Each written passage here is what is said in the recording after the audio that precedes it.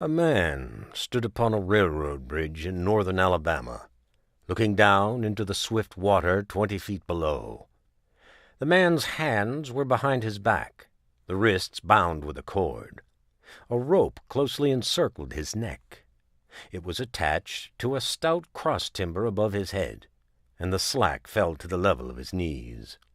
Some loose boards laid upon the sleepers supporting the metals of the railway supplied a footing for him and his executioners, 2 private soldiers of the Federal Army, directed by a sergeant who in civil life may have been a deputy sheriff.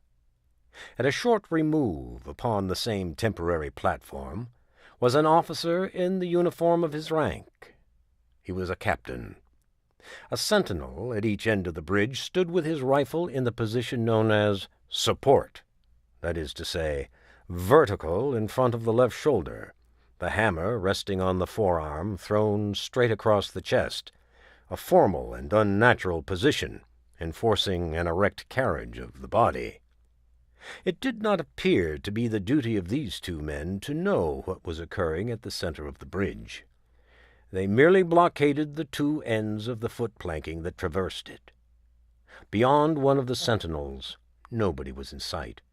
The railroad ran straight away into a forest for 100 yards, then, curving, was lost to view. Doubtless there was an outpost further along. The other bank of the stream was open ground, a gentle slope topped with a stockade of vertical tree trunks, loopholed for rifles, with a single embrasure through which protruded the muzzle of a brass cannon commanding the bridge. Midway of the slope, between bridge and fort, were the spectators, a single company of infantry in line at parade rest, the butts of the rifles on the ground, the barrels inclining slightly backward against the right shoulder, the hands crossed upon the stock. A lieutenant stood at the right of the line, the point of his sword upon the ground, his left hand resting upon his right. Excepting the group of 4 at the center of the bridge, not a man moved. The company faced the bridge, staring stonily, motionless. The sentinels facing the banks of the stream might have been statues to adorn the bridge. The captain stood with folded arms, silent, observing the work of his subordinates, but making no sign. Death is a dignitary who, when he comes announced, is to be received with formal manifestations of respect, even by those most familiar with him. In the code of military etiquette, silence and fixity are forms of deference. The man who was engaged in being hanged was apparently about 35 years of age. He was a civilian, if one might judge from his clothing, which were that of a planter. His features were good, a straight nose, firm mouth, broad forehead, from which his long dark hair was combed straight back, falling behind his ears to the collar of his well-fitting frock-coat. He wore a mustache and a pointed beard, but no whiskers. His eyes were large and dark gray, and had a kindly expression, which one would hardly have expected in one whose neck was in the hemp. Evidently this was no vulgar assassin. The liberal military code makes provision for hanging many kinds of persons, and gentlemen are not excluded. The preparations being complete, the 2 private soldiers stepped aside, and each drew away the plank upon which he had been standing. The sergeant turned to the captain, saluted, and placed himself immediately behind that officer, who in turn moved apart 1 pace. These movements left the condemned man and the sergeant standing on the 2 ends of the same plank, which spanned 3 of the cross-ties of the bridge. The end upon which the civilian stood almost, but not quite, reached the 4th. This plank had been held in place by the weight of the captain. It was now held by that of the sergeant. At a signal from the former, the latter would step aside, the plank would tilt, and the condemned man go down between 2 ties. The arrangement commended itself to his judgment as simple and effective. His face had not been covered, nor his eyes bandaged. He looked a moment at his unsteadfast footing, then let his gaze wander to the swirling water of the stream racing madly beneath his feet. A piece of dancing driftwood caught his attention, and his eyes followed it down the current. How slowly it appeared to move! What a sluggish stream! He closed his eyes in order to fix his last thoughts upon his wife and children. The water, touched to gold by the early sun, the brooding mists under the banks at some distance down the stream, the fort, the soldiers, the piece of drift, all had distracted him. And now he became conscious of a new disturbance. Striking through the thought of his dear ones was a sound which he could neither ignore nor understand. A sharp, distinct, metallic percussion like the stroke of a blacksmith's hammer upon the anvil. It had the same ringing quality. He wondered what it was, and whether immeasurably distant or nearby. It seemed both. Its recurrence was regular, but as slow as the tolling of a death knell. He awaited each stroke with impatience, and, he knew not why, apprehension. The intervals of silence grew progressively longer. The delays became maddening. With their greater infrequency, the sounds increased in strength and sharpness. They hurt his ear like the thrust of a knife. He feared he would shriek. What he heard was the ticking of his watch. He unclosed his eyes and saw again the water below him. If I could free my hands, he thought, I might throw off the noose and spring into the stream. By diving, I could evade the bullets, and swimming vigorously, I could reach the bank, take to the woods, and get away home. My home, thank God, is as yet outside their lines. My wife and little ones are still beyond the invaders' farthest advance. As these thoughts, which have here to be set down in words, were flashed into the doomed man's brain, rather than evolve from it, the captain nodded to the sergeant. The sergeant stepped aside. Peyton Farquhar was a well-to-do planter of an old and highly respected Alabama family. Being a slave owner, and like other slave owners a politician, he was naturally an original secessionist and ardently devoted to the Southern cause. Circumstances of an imperious nature, which it is unnecessary to relate here, had prevented him from taking service with the gallant army that had fought the disastrous campaigns ending with the fall of Corinth, and he chafed under the inglorious restraint, longing for the release of his energies, the larger life of the soldier, the opportunity for distinction. That opportunity, he felt, would come as it comes to all in time of war. Meanwhile he did what he could. No service was too humble for him to perform in aid of the South. No adventure too perilous for him to undertake, if consistent with the character of a civilian who was at heart a soldier, and who in good faith and without too much qualification assented to at least a part of the frankly villainous dictum that all is fair in love and war. One evening, while Farquhar and his wife were sitting on a rustic bench near the entrance to his grounds, a gray-clad soldier rode up to the gate and asked for a drink of water. Mrs. Farquhar was only too happy to serve him with her own hands. While she was fetching the water, her husband approached the dusty horseman and inquired eagerly for news from the front. "The Yanks are repairing the railroads," said the man, "and are getting ready for another advance. They've reached the Owl Creek Bridge, put it in order, and built a stockade on the north shore. The commandant has issued an order which is posted everywhere, declaring that any civilian caught interfering with the railroad, its bridges, tunnels, or trains will be summarily hanged. I saw the order." "How far is it to the Owl Creek Bridge?" Farquhar asked. "About 30 miles. Is there no fence and force on this side of the creek?"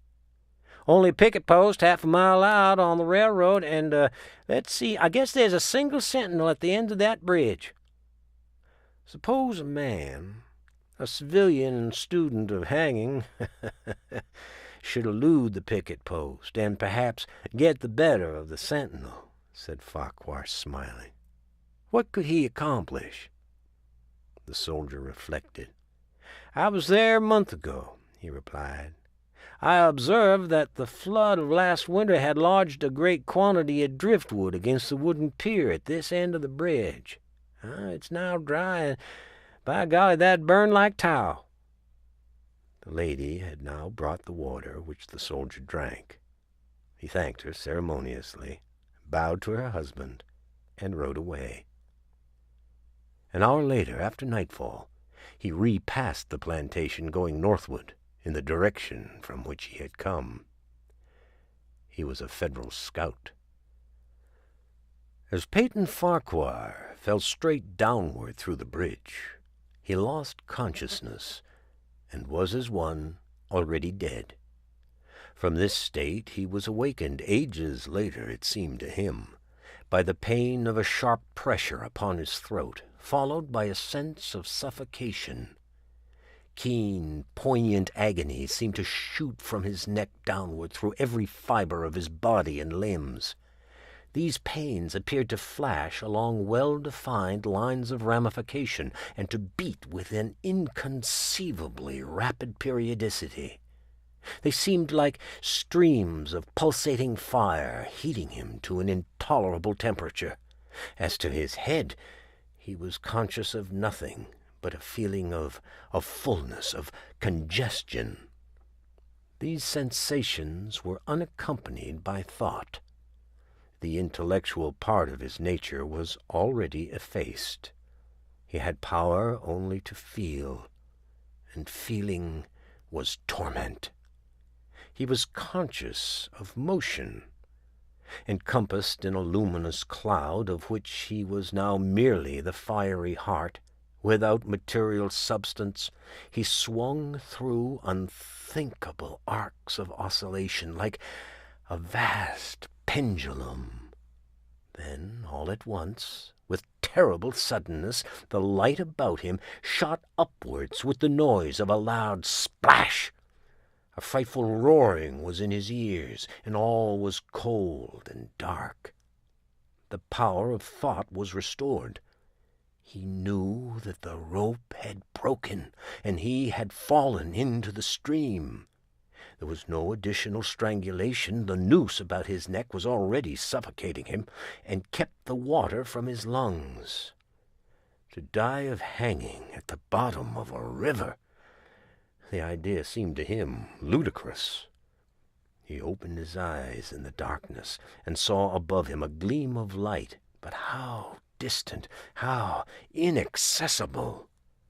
He was still sinking, for the light became fainter and fainter, until it was a mere glimmer.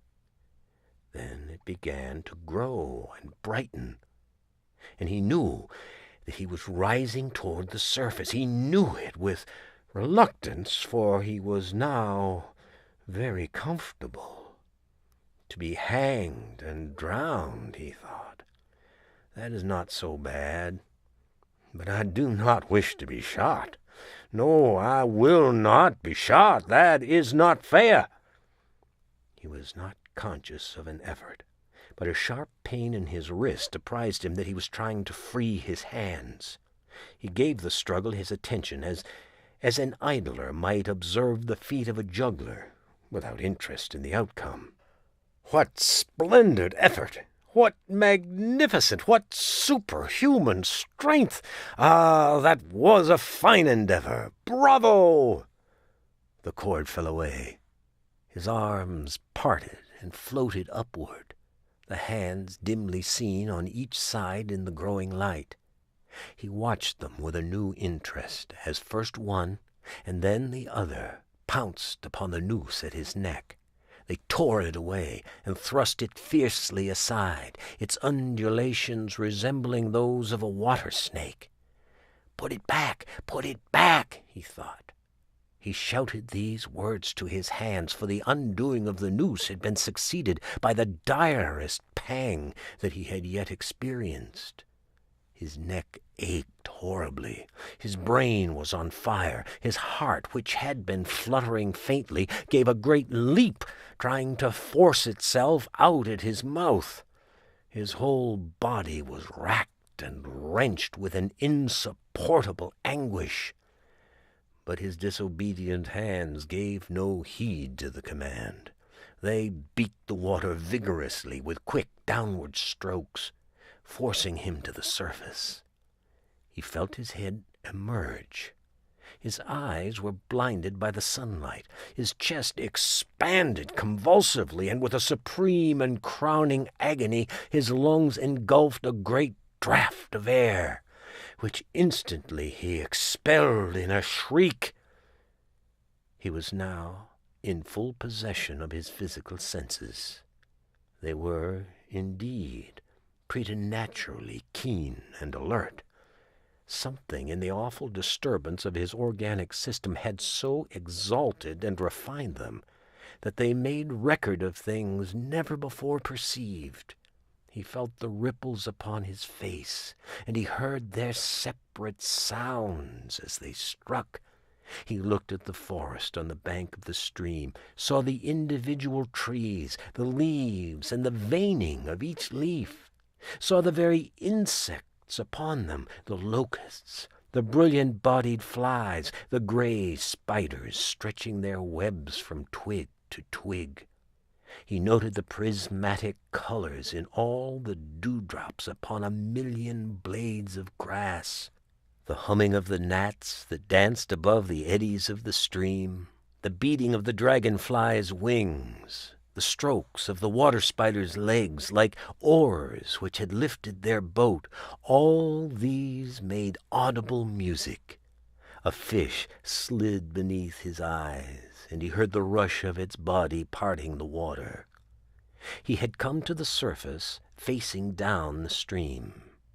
In a moment the visible world seemed to wheel slowly round, himself the pivotal point, and he saw the bridge, the fort, the soldiers upon the bridge, the captain, the sergeant, the two privates, his executioners. They were in silhouette against the blue sky. They shouted and gesticulated, pointing at him. The captain had drawn his pistol, but did not fire. The others were unarmed. Their movements were grotesque and horrible, their forms gigantic. Suddenly he heard a sharp report, and something struck the water smartly within a few inches of his head, spattering his face with spray.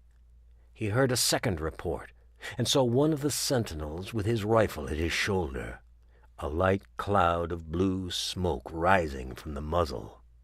The man in the water saw the eye of the man on the bridge, gazing into his own through the sights of the rifle. He observed that it was a gray eye, and remembered having read that gray eyes were keenest, and that all famous marksmen had them. Nevertheless, this one had missed. A counter-swirl had caught Farquhar and turned him half around. He was again looking into the forest on the bank opposite the fort. The sound of a clear, high voice in a monotonous sing-song now rang out behind him, and came across the water with a distinctness that pierced and subdued all other sounds, even the beating of the ripples in his ears. Although no soldier, he had frequented camps enough to know the dread significance of that deliberate, drawling, aspirated chant. The lieutenant on shore was taking a part in the morning's work. How coldly and pitilessly, with what an even, calm intonation, presaging and enforcing tranquility in the men, with what accurately measured intervals fell those cruel words.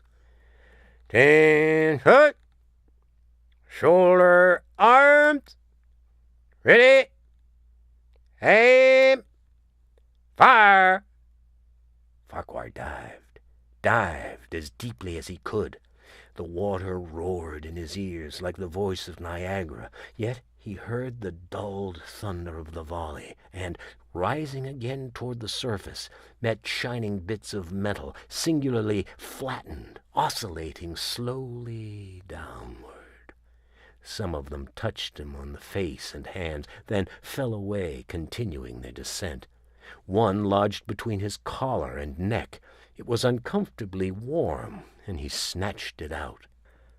As he rose to the surface, gasping for breath, he saw that he had been a long time under water.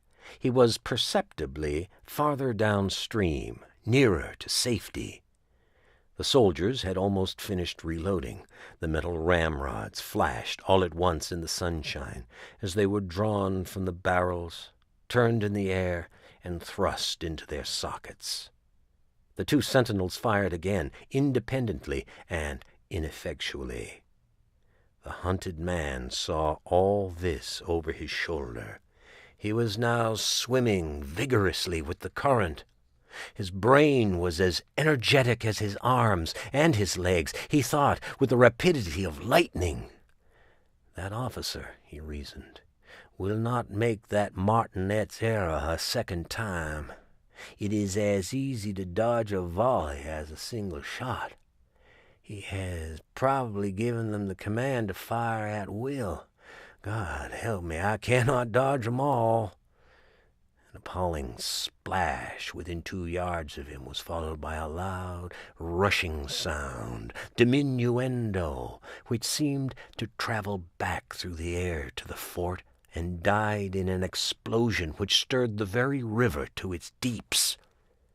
A rising sheet of water curved over him, fell down upon him, blinded him, strangled him. The cannon had taken a hand in the game. As he shook his head free from the commotion of that smitten water, he heard the deflected shot humming through the air ahead, and in an instant it was cracking and smashing the branches in the forest beyond. They will not do that again, he thought. Next time they will use a charge of grape shot. I must keep my eye upon that gun. The smoke will apprise me the report arrives too late. It lags behind the missile. That is a good gun. Suddenly he felt himself whirled round and round, spinning like a top. The water, the banks, the forests, the now distant bridge, fort, and men, all were commingled and blurred. Objects that were represented by their colors only, circular horizontal streaks of color, that was all he saw.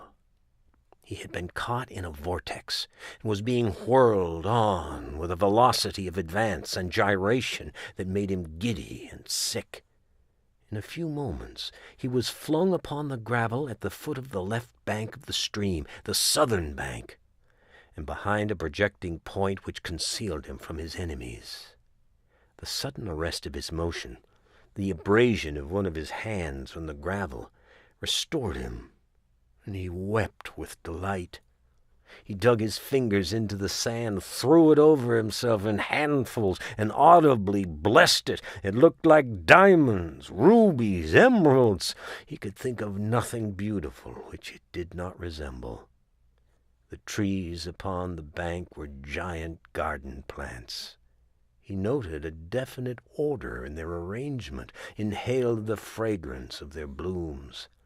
A strange roseate light shone through the spaces among their trunks, and the wind made in their branches the music of aeolian harps. He had no wish to perfect his escape.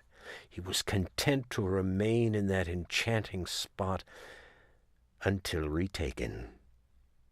A whiz and rattle of grape shot among the branches high above his head roused him from his dream.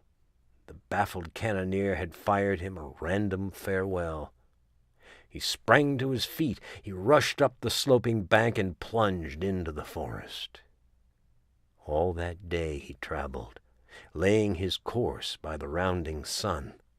The forest seemed interminable. Nowhere did he discover a break in it, not even a woodman's road. He had not known that he lived in so wild a region. There was something uncanny in the revelation. By nightfall he was fatigued, footsore, famishing. The thought of his wife and children urged him on.